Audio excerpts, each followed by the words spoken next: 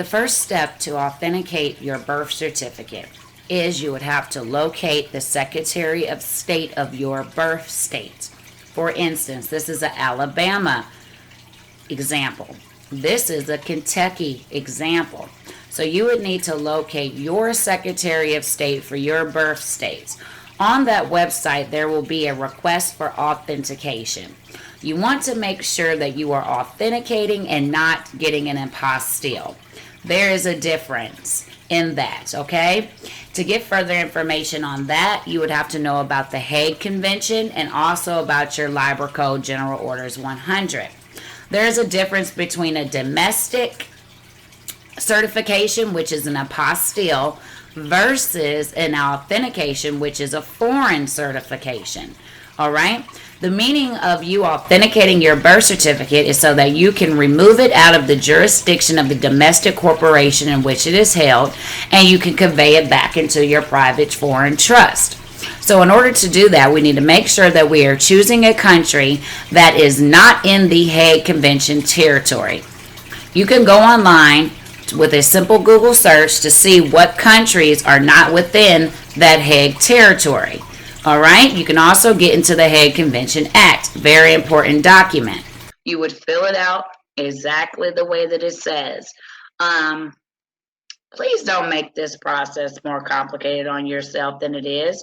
You know, if you know that you have not fully declared your nationality, do not be telling these people craziness, okay?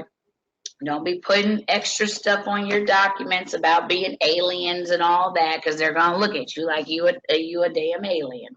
So don't do that, okay? This document is being certified for the use in the country of.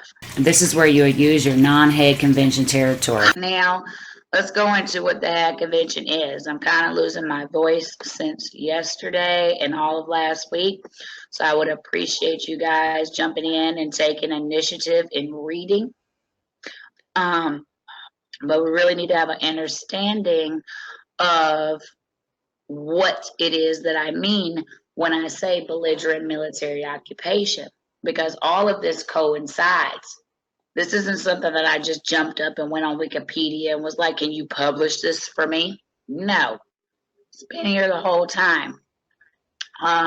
Military occupation is effective provisional control by a certain ruling power over a territory which is not under the formal sovereignty of that entity without the violation of the actual sovereign.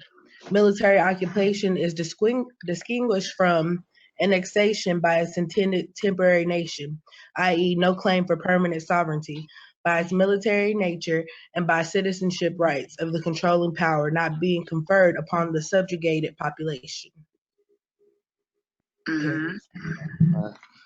Military government may be broadly characterized as the administrative or supervision of a occupied territory or as the governmental form of such an administration. Military government is distinguished from martial law, which is the temporary rule by domestic armed forces over disturbed areas. The rules of military government are delineated in various international agreements, primarily the Hague Convention of 1907, the Geneva Conventions of 1949, as well as established state practice.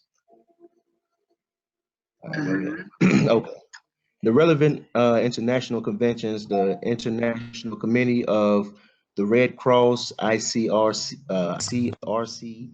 commentaries, and other treaties by military scholars provide guidelines on such topics as rights and duties of the accompanying power, protection of civilians, treatment of prisoners of war, coordination of relief efforts, insurance of travel documents, property rights of the populace, handling of cultural and art subjects, management of refugees, and other concerns which are very important both before and after the cessation of hostilities.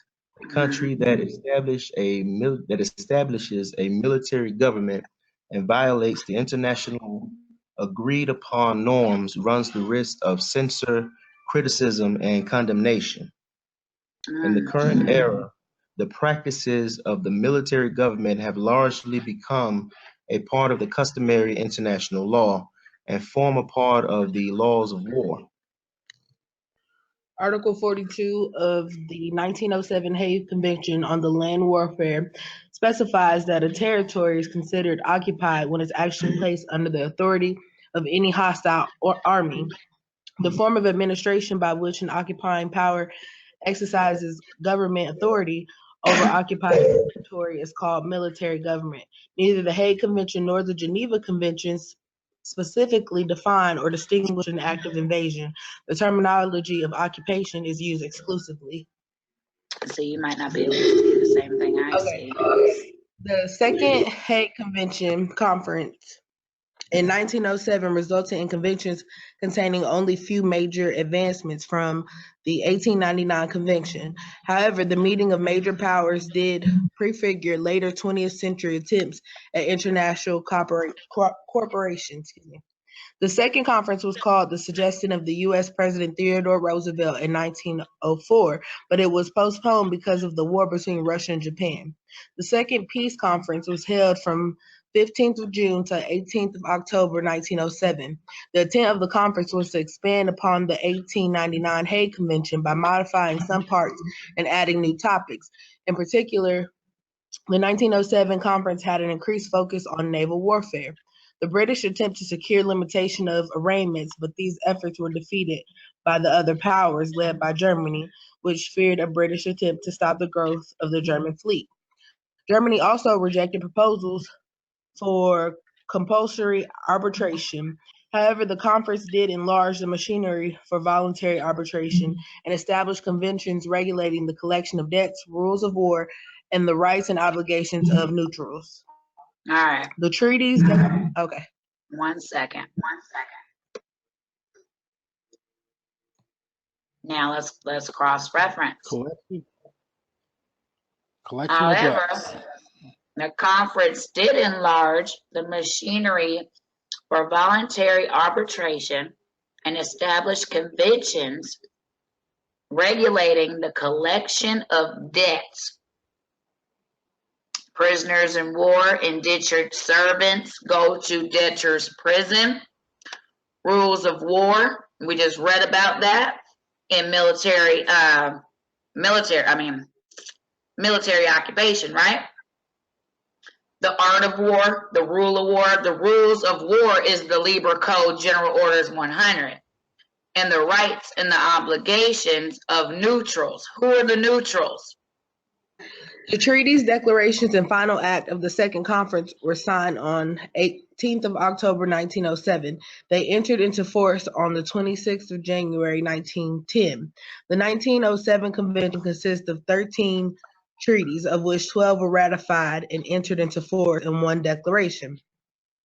Convention for the Pacific Settlement of International Disputes. This convention confirms and expands on Convention 1 of 1899. As of February 2017, this convention is in force for 102 states, and 116 states have ratified one or both of the 1907 Convention and the 1899 Convention, which together are the founding documents of the Permanent Court of Arbitration. Convention respecting the limitation of the employment of force for recovery of contract debts. Convention relative to opening of hostilities. The convention sets out the accepted procedure for a state making a declaration of war. Convention respecting the laws and customs of war on land. This convention confirms with minor modifications the provisions of the Convention 2 of 1899. All major powers ratified. Convention relative to the rights and duties of neutral powers and persons in case of war on land. Convention relative to the legal position of enemy merchant ships at the start of hostilities. Convention relative to the conversion of merchant ships into warships. Convention relative to the laying of automatic submarine contact mines, Convention concerning bombardment by naval forces in time of war, Convention for the adaptation to maritime warfare of the principles of the Geneva Convention of the 6th of July, 1906.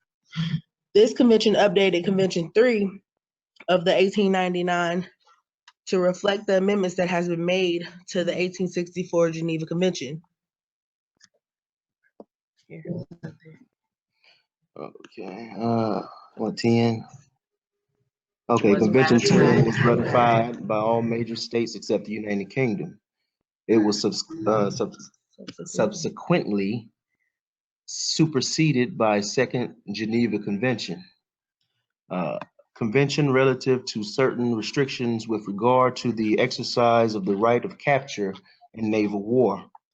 Convention relative to the establishment of an international prize court. The convention would have established the International Prize Court for the resolution of conflicting claims relating to captured ships during wartime. It is the one convention that never came into force. It was ratified only by Nicaragua. Convention concerning the rights and duties of natural powers in naval war. Declaration prohibiting the discharge of projectiles and explosives from balloons. This declaration extended the provisions of Declaration, was that 4-1 of 1899 to the close of the planned Third Peace Conference, which never took place. Among the major powers, this was ratified only by China, United Kingdoms, and the United States. So, rights and duties of neutral powers and persons in case of war on land. All right? We're talking about a allodial title. We are neutral. So we need to know exactly, well, if they just decide, let's just say, if the United States Corporation and the China Corporation, they decide that they're not able to come to equitable terms and they're just going to call war. Well, where does that put you when you're neutral, and what makes you neutral? Let's go over here to get clarification. All right, body politic, a term applied to a corporation, which is usually designed as a body corporate and politic. The term is particularly appropriate to a public corporation invested with powers and duties of government. It is often used in a rather loose way to design the state or nation or sovereign power or the government of a country or municipality without distinctively connoting and in any express an individual corporate charter. All right. Now, we're going to look at both of these words right here. All right. So I need y'all to stay focused and don't lose track of where we were just at. All right, what is sovereign power? The power and authority to make and enforce the law of the land. See inherent power. All right. Now, municipality. Municipal corporation, a city, town, borough, or unincorporated village. Also, the body of officers taken collectively belonging to a city. Townships may be called towns, but are generally not incorporated. Now, you see that you have an incorporated, community. And in law, an unincorporated area is a region of land that is not governed by a local municipal corporation. Similarly, an unincorporated community is a region of land that is not governed by its own local municipal corporation, but is administered, let me just go over here, but is administered as part of larger administrative divisions. Now, what did I tell you guys before? Everything is an administrative procedure because an administrator is a trustee. All right, such as township, parish, borough, county, city, canton, state, providence, municipalities,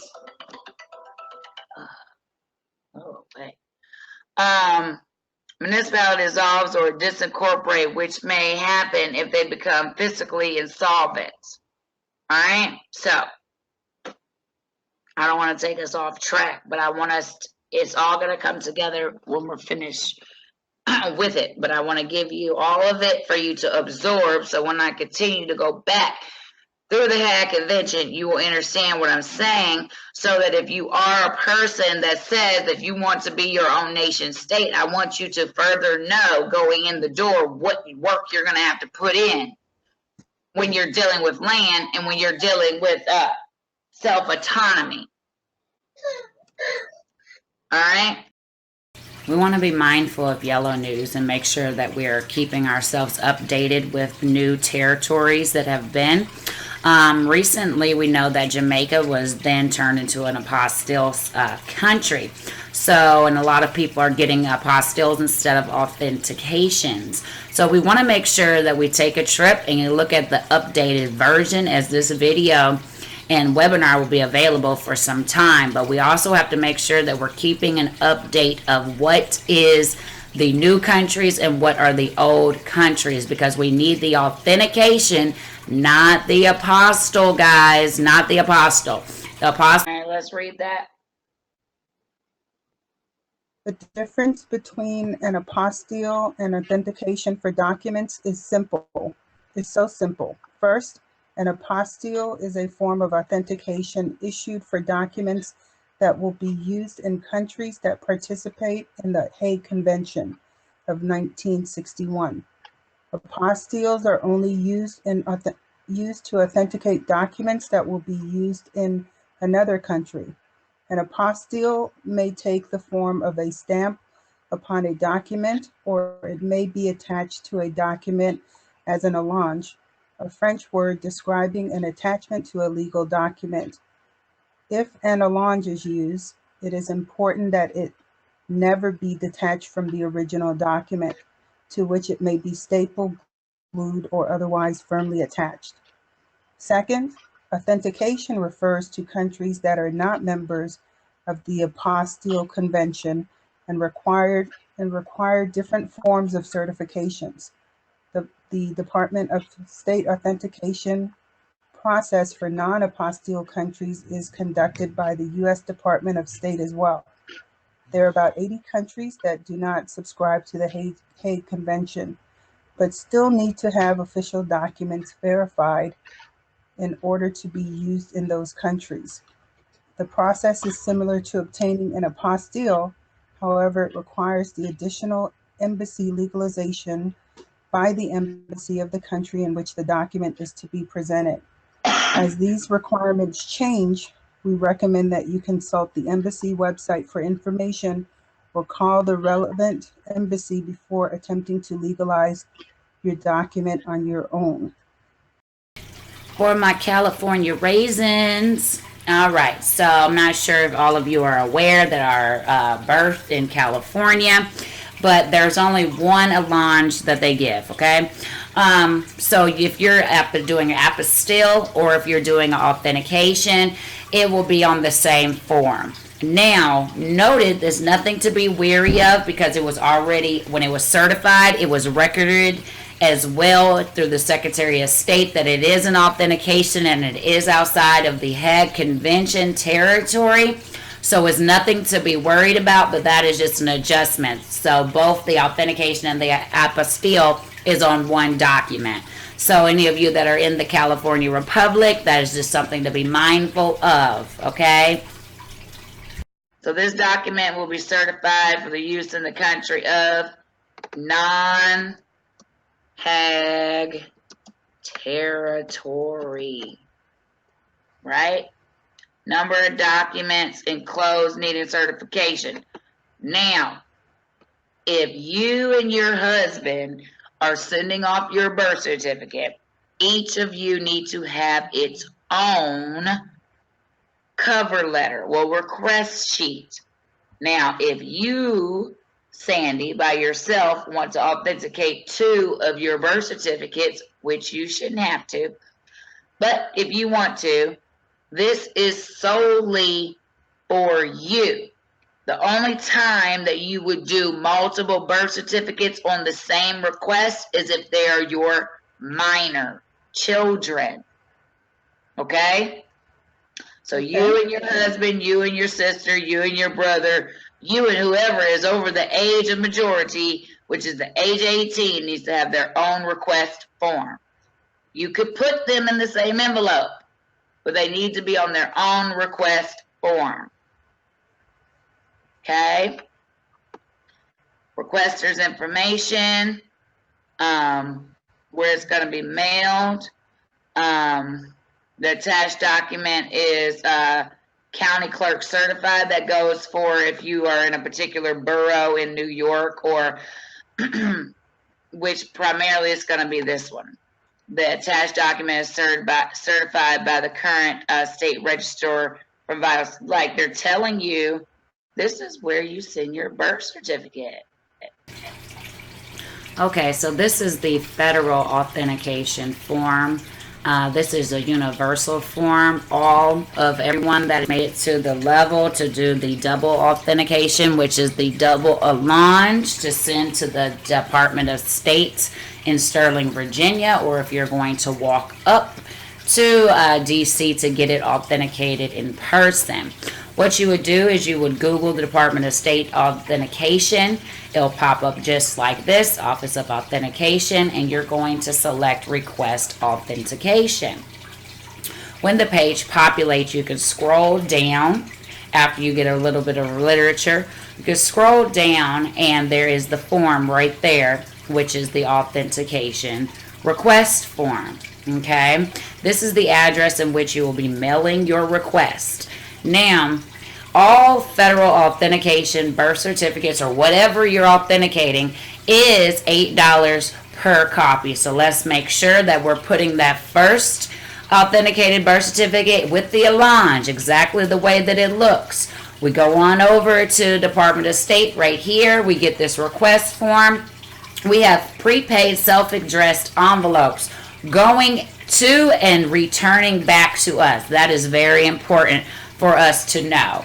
Okay, so when you are sending off, each jurisdiction is different, from Kentucky to Maryland to Alabama. They all have different authentication fees. So let's make sure that we're prepaying for postage, so that will condense some of our time on receiving our documents. Okay, so once you do this, the form on here is called the DS-4194 form.